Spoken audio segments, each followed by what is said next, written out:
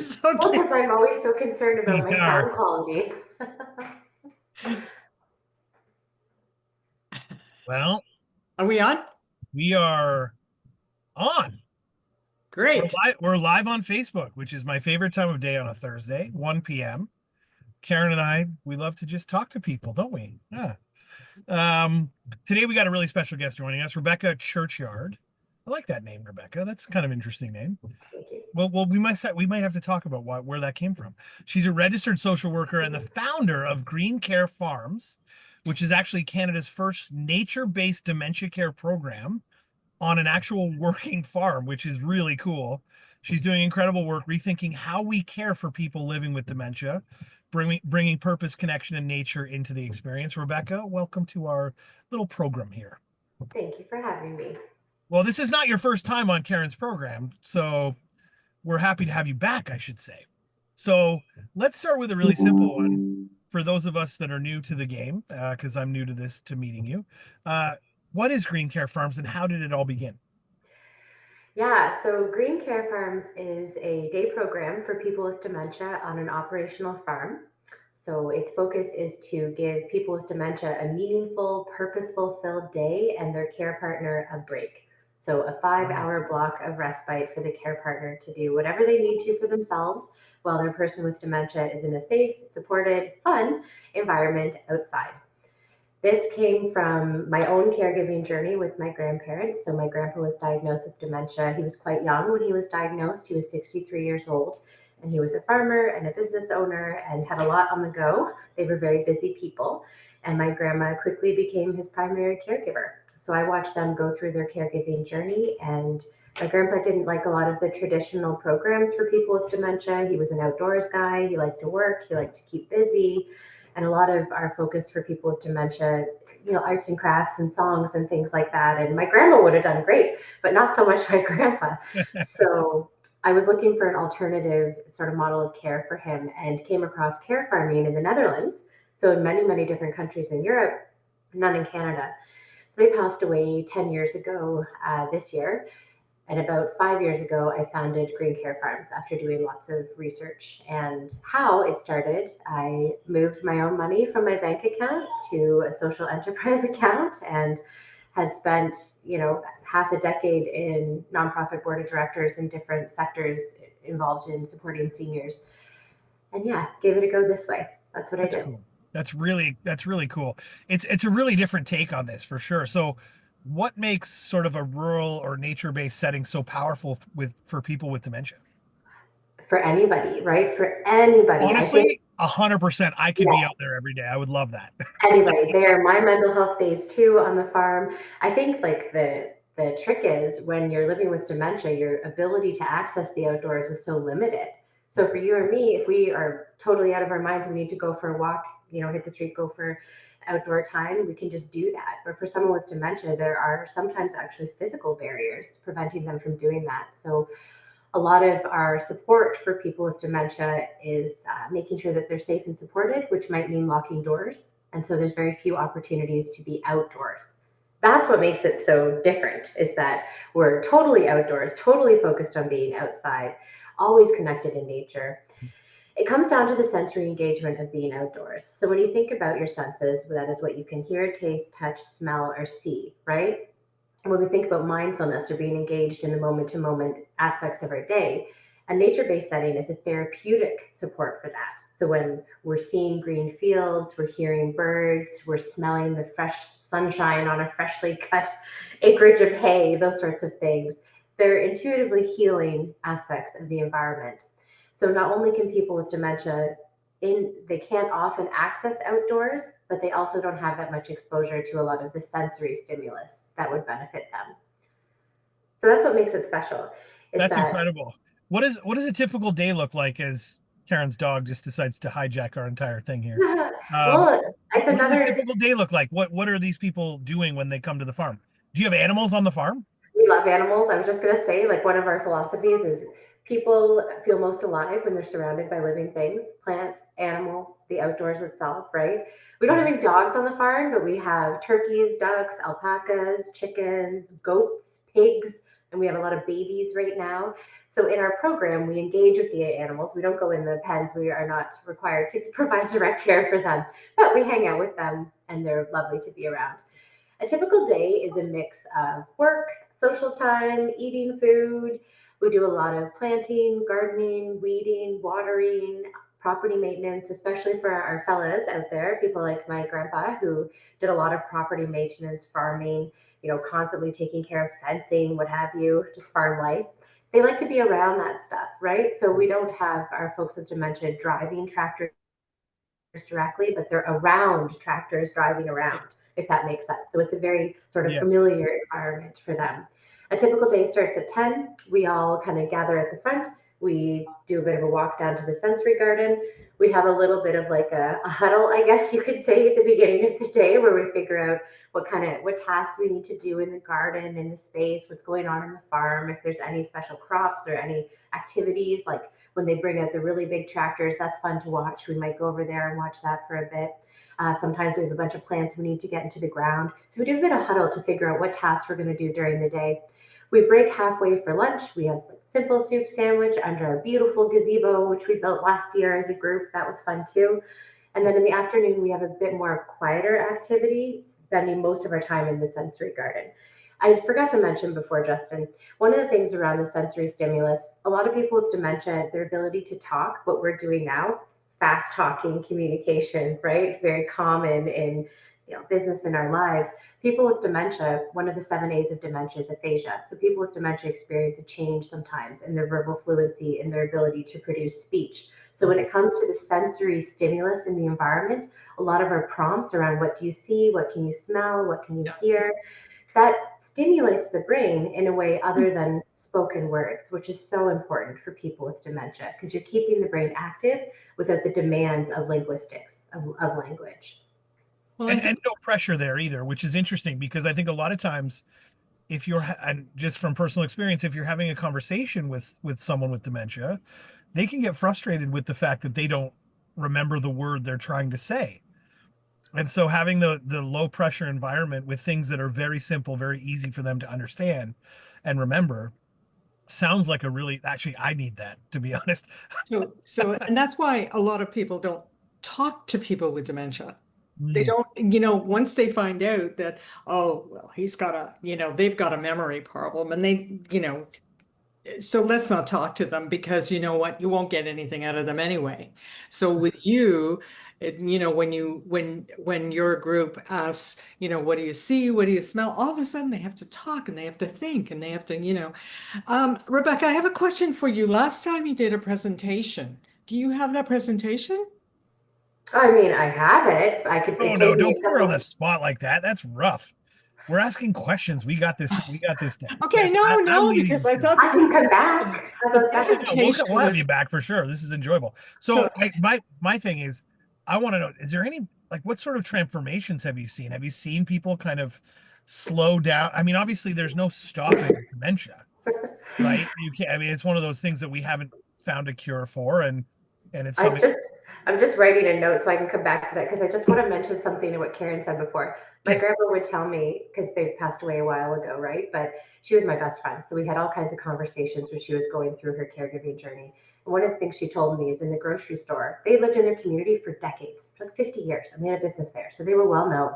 People in Zares would turn around and go the other way instead of talking to them because it was awkward for them. Interesting.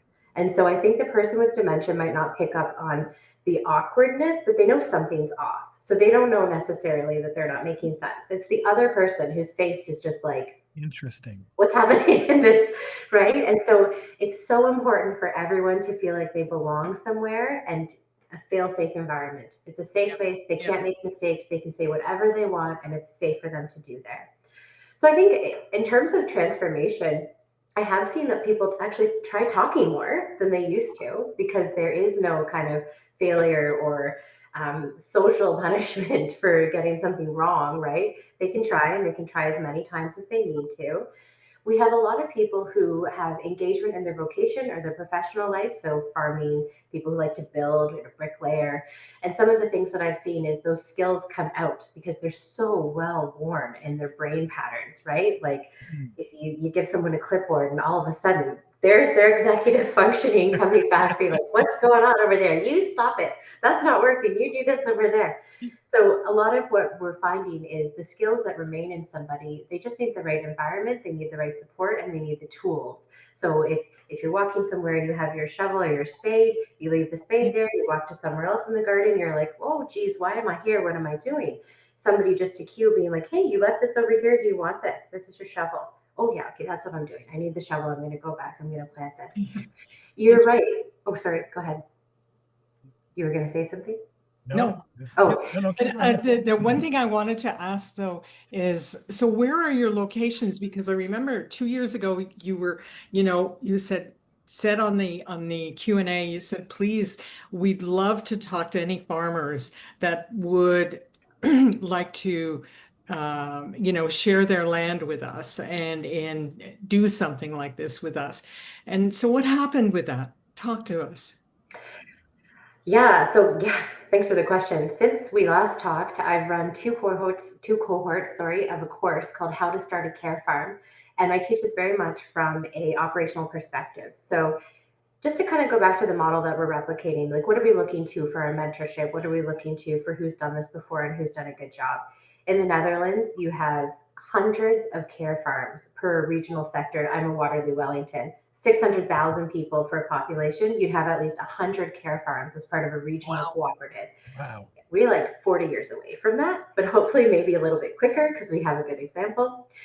So in these courses that I'm teaching how to start a care farm, what the Netherlands has done really well is they have small to medium-sized businesses that are working in partnership with the public sector to provide a social program. So that's what they're doing over there. So what we need over here is we need more people who are willing to provide a program as operators, farm owners, landowners. The most typical kind of dyad that you'll see are retired folks. You'll often see like I don't want to stereotype, but this is the stereotype. You have like a retired nurse, or you have a retired social service worker, community care person, and then a partner in business. And those folks might be interested in running a day program on their farm. So the How to Start a Care Farm course has been teaching the basics from the infrastructure of the business, the overall kind of project management model, I guess you'd call it, that is what it is, to have things run, keep the lights on, all that, all the way to the care for the person, the diagnosis, the type of functional abilities that we assess for, and then the programming, the sensory garden, the sensory engagement, the stimulus that we were just talking about, the types of plants that we plant, the look and feel of the program. So that's what I go over in How to Start a Care Farm. So from there, we have people who are super ready to go and people who are just thinking about it, almost in like the wishful thinking kind of stage. And so we're here for all of those stages to support them throughout. Certainly when it comes to the realm of possibility, there's a lot of encouragement needed. We don't have a lot of examples in Canada. So that's a big part of my work, at least to lead and support in that starting. We have a second location in Meaford. So that's Grey County in Ontario, for people who are familiar with that. It's by Collingwood, that sort of area. So they're our second satellite location, and they have their first operational season this year. And that's a direct result from taking the How to Start a Care Farm course and then engaging in a series of meetings, consultant work, that sort of thing. So what you're saying is if you own a farm or some type of land that has potential to have farming going on it or for this program, to reach out to you. We'll put links below to make sure that we can connect everybody to be able to support, because we need more of these, right? Is what it sounds like. We need more of them, and we need more people. I think a lot of people, there's an interconnection between farming, agriculture, environmental kind of nature-based work, and then dementia. A lot of the times people see dementia as a medical entity. You mentioned before, it doesn't get better. You're right, it's a terminal diagnosis, it's a neurodegeneration. So we look at that with a medical lens, and we need so much more than just the medical. So there's an interconnection there, right? You're living in the dementia space, you're also living in the farming space. That's what a green care farm is. So you don't have to, like if a farmer's like, okay, sounds great, I'd love to have that, but I don't want to do it. I don't want to run the program. I'm interested in both. I'm interested in farmers who are willing to have their space used that way, and people who are interested in doing that type of program but don't have farmland. Because like ours is a partnership with Andrews Farm Market and Winery. That's how we are working, is with a lease partnership with them. So Karen, this works out perfectly for what you were talking about yesterday. We may have a connection for you. There you go.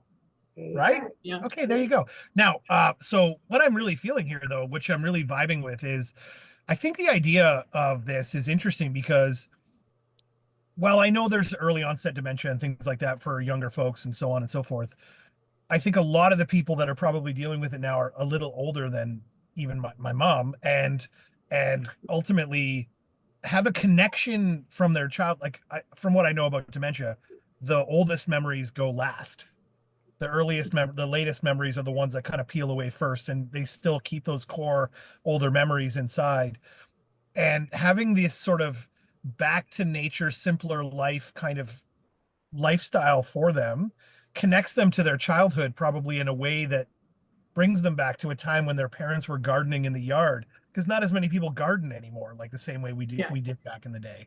You know what I'm saying? Like there's a definite connection there. I feel that Oh, is really interesting. absolutely. Like if your grandparents weren't farmers, their grandparents were. Like That's there, right. without a Yeah. doubt. Like we haven't moved that far from that sort of No, agricultural. we're one generation barely away.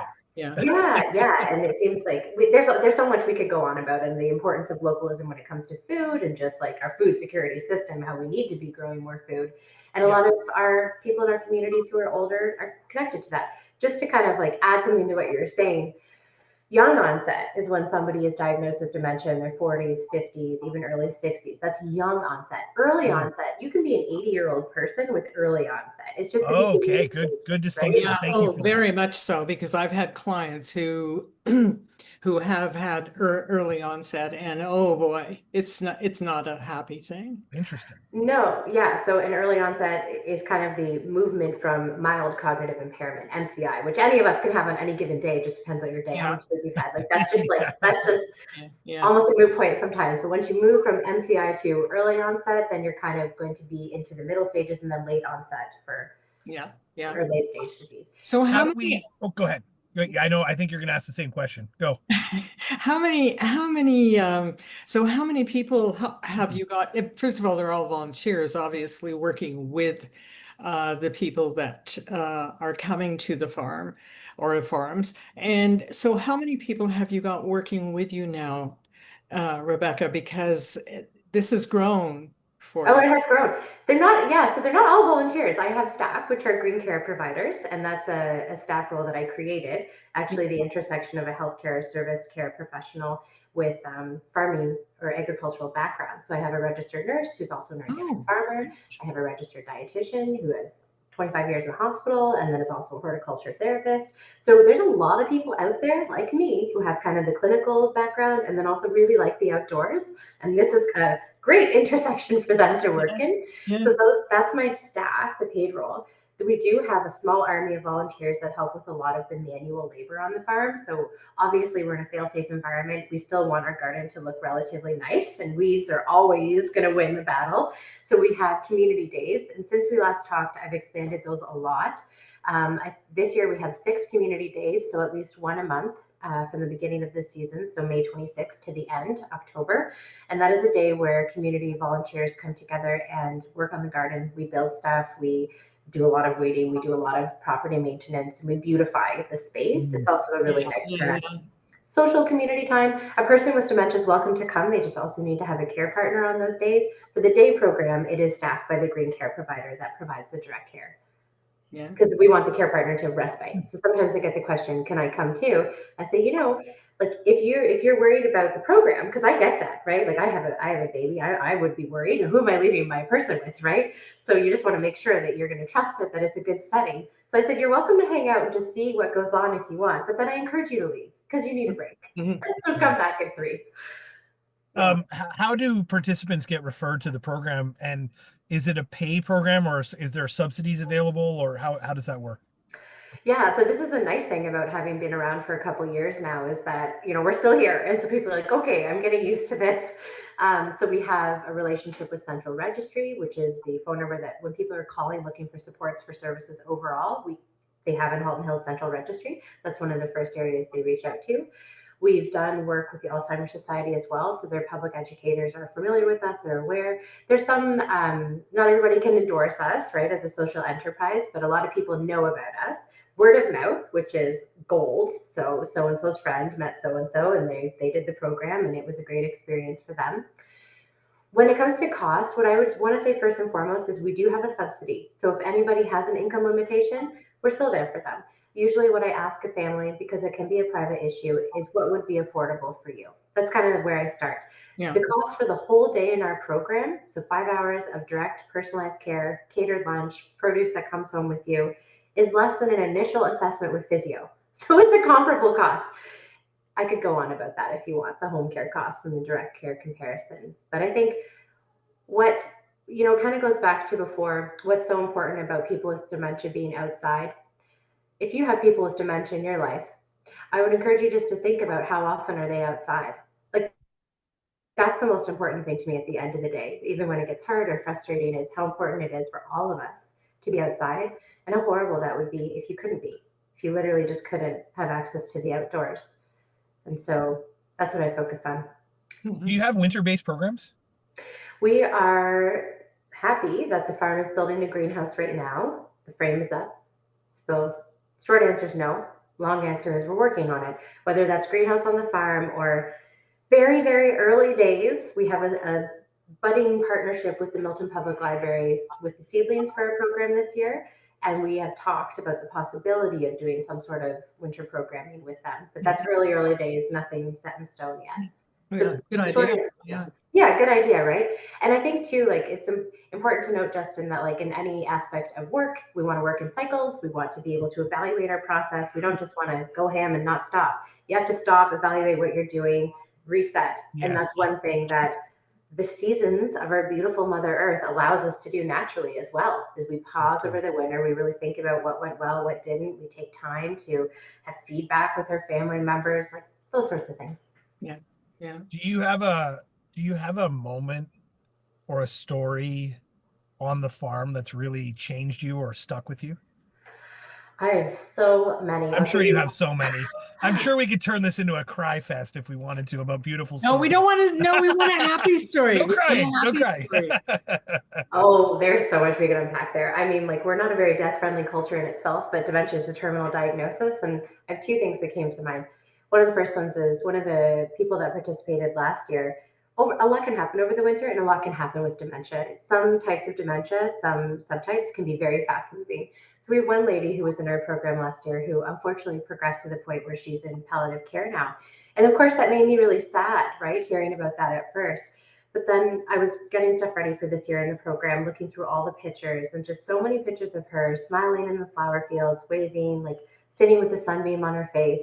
And it was just a really nice thought for me to have, that this was the last year of her life, no matter what, however we look at it, that was the last year of her life. And she had, 19 days fully in the sun with us, loved, supported, in an amazing, beautiful place. And, that makes it worth it, because it was going to be the last year of her life no matter what. So that's really sticking with me now. I'm definitely thinking of her family, and they're in our thoughts. And this was a young person. She was like 64. So you never know, right? She was working like a couple years before that. Anyway, so that's that person that's top of mind, and I'm grateful to have given her a good experience in the last year of her life. So that's really meaningful. I think the other one is one of our original guys, super like gruff fella, not really into the sit like my grandpa, didn't want to songs, dance, arts, crafts, not for him. He started to get his stuff ready and put it by the door Sunday night. Like, he'd get his toolbox ready and his kit, like the things he thought he would need, the irrigation parts, and he'd put that by the door because he's ready to go to work the next day. And I think just that familiarity, right? Like, that's so cool, eh? It's so cool. Retirement can feel like it is actually a social disenfranchisement. You know what? It gives them purpose, right? Yeah. Like, not everybody wants to retire, and not everybody needs to or should, no matter what, right? So for him, he's like, yeah, I'm going to work. This is my stuff. Like, get out of my way. I got to work tomorrow. So I think that hearing stories like that, just about how familiar it is to be needed somewhere, to have somewhere to go, to have a responsibility. And then also, of course, the end of life aspects of that immersion in beauty, and just, we truly care for people there. Like, I know it might sound weird if I say we love them, but we do, like, totally. We do. And I think one of the other offshoots of this, which we haven't really hit on too much, is, while this is wonderful for the patient, I don't want to call them patients, for the people that are in your program, people that are in your program, the family members that have to care for these folks on a daily basis, like when you're at home with a person that has dementia, you have to be on 24/7. It's actually you've actually mentioned this, and it kind of hit my head. We're coming full circle. I was dealing with a client the other day, and their little 4-year-old daughter was running around in the front yard out onto the road, and everyone's like, chasing the child around. That's kind of how we end up, I suppose, with folks with dementia too. You have to just be on them, with them all the time. It's that full circle moment of reverting back to childhood and kind of going that route, which is why I love the idea of the tractors and things. Because even me now, I love like when a fire truck drives by, and Yeah, so, but the idea of like being able to give the people at home a a break, day's break or a a couple break. of days break here and there, whatever it Yes, is so healing and yes, important for those people too, yeah. right? Yeah, I mean, surely have you you, must Totally. have Sorry. stories of people just being so thankful for you. Yes, and I just would like to point out just a little bit of a difference too, because with kids, we're like, oh, they're curious, they're learning. Like, yes, we need to make sure that they're safe and supervised, but it's a happy thing. With dementia, Mm, there's a lot of that sort of stigma that Karen was talking about before, where there's a lot of privacy and like, oh, so and so does this now, just we don't want to, yes, some people feel embarrassed by that behavior. So there are even right, fewer places for them to fully be themselves, for the right. care partners to be like, okay, I can trust so and so with them because they know about dementia. I don't have to explain this. I don't have to sugarcoat stuff. I actually get to leave.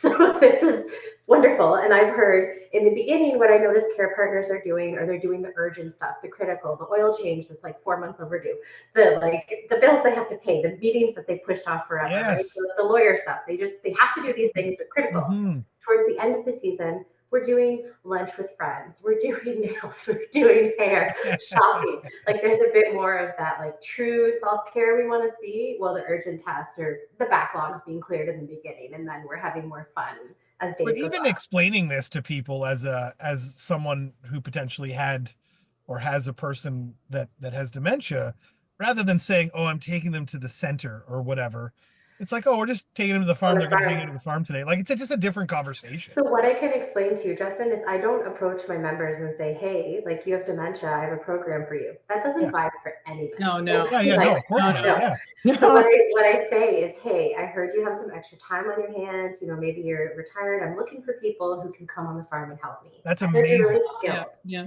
right? And so That's they're like, amazing. oh, you need me? I'm like, yes, I do need I'm you. so glad you said that. That's amazing. I love that. Yeah, it makes a difference, right? And It I does, Oh, a big difference. Huge. because it's dignity. It's their dignity, totally, and they right? can Like see it's you hard to they're contribute. losing that in their own mind, and the caretaker might be thinking the same thing, Yeah, husband or wife.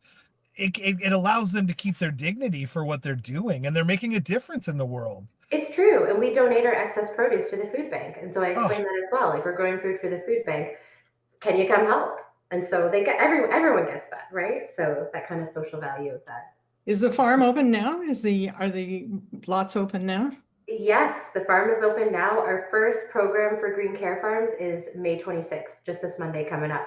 Yeah. very That's on good. Monday. So if anybody's listening and they have somebody, get in touch soon if they want to start on the first So, all day. right. So Well, that's what I was going to say. So, can we get involved now if we had someone? Yes, and throughout, like obviously Monday is Perfect. urgent, but so it's interesting because Justin's wife has a situation and his inner family, and my father suffered from Alzheimer's, and so we know what it's like. But I want to ask you about the numbers. The numbers, have they grown over the past couple of years, Rebecca? Because I understand they have. And it's very interesting. Is it because of the world being so stressful and older people, eating less healthy? I don't know. oh, okay, you mean the number of people with dementia, like kind of the incidence occurrence, like globally? Oh, there are so many factors. My goodness. Okay. One of the most critical factors is just longevity in itself, right? Yeah. So you have people who think about the pension plan. We thought people maybe would pass away a few years after 65. Look at us now, right? You've got 30 years of potential life after the age of 65. Dementia isn't completely an age-related disease, but it is the biggest correlating factor is age, right? So that's one of the biggest factors, just people are living longer. So a lot of Alzheimer's disease, which is kind of there's 200 different subtypes of dementia. Dementia is the overall umbrella that we have, and Alzheimer's disease is one of those. So there are many, many, many other types of dementia, and a lot of those come from comorbidities. So a lot of health events, right? A lot of blood to brain related events, those can result in a form of dementia different than Alzheimer's disease. Alzheimer's disease is kind of that memory loss, neurofibrillary plaque. Oh yeah, it's total. Yeah. When you talk about lifestyle, it's lifestyle overall that gives us the compression of comorbidities. So we're pushing off all of those health events, all of those chronic diseases to the end stage of our lives. So we want really that last 5 years to have all of those chronic comorbidities rather than managing them from age 60 to 85. And dementia is, well, all the subtypes, one of those things as well. So of course it is lifestyle. Of course it is social connections. We don't have the crumbling pillars of our time, right? Community, family, religion. It's all of those things that we're seeing now in many different chronic comorbidities. It's also the degradation of our healthcare system in some ways, right? You don't have as much follow-up. You have more competition in that space. We're in this sort of like awkward transition for some tech working and tech not working for everybody. It's just kind of like not good right now. It's not fully functioning as it could be someday. And we're not doing the old hard copy version either. So there's a lot of miscare in there.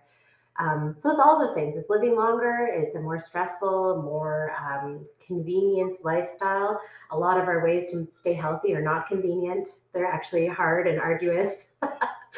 So, and then all the social stuff as well. I think you covered everything for us and for our viewers that will watch this, and this will be viewed by at least 1,000 to 1,500 people over the next week, and even longer than that, because it'll always come back because we put it out and we post it and repost it. So Rebekah, as usual, and I love having you on because you represent a cause that I simply believe in, totally believe in. And so thank you very, very much for coming on. And we'll have you on again, and then you can do your presentation because Of course. you'd love that. How dare you not bring a presentation? I mean, it's there, but I love this conversation, and I also love the opportunity to be able to have a bit more of that conversation. I appreciate it. I appreciate the audience, and please do reach out. Right. So if whether you want to volunteer, whether you are a farm, whether you have a person in your life, or even if you're a person that may be starting to deal with some of this stuff and want some resources and some help, just the links will be below. We put them all below, and we will be sure to make sure that everybody gets what you need. And please get in touch with sweet Rebekah because I just simply adore her. She's amazing. Thank you. I'm definitely coming back. One of the things that strikes me about things like this, and we've had a few people lately, and I've run across a few people in my world when it comes to this type of work, in a lot of ways is incredibly selfless. Like there's not, I mean, okay, maybe there's a little bit of money in it for you in the end or whatever, but it's probably not a huge amount. At the end of the day, you are a human being caring for other human beings, and we need more of this in our world. Like there's too much vitriol and garbage, and we need more. So I appreciate I totally agree, and thank you for saying that. It's true. And the whole, be the change you want to see. It's hard, but this is definitely what I want to see more of in the world. Beautiful. I love the message. I love the message. Thank you very much. All right, everybody. Thank you for watching. It's been 30 minutes. We don't want to. Thank you for coming. You're welcome. Yeah. All right. Take care. Talk to you later. See ya.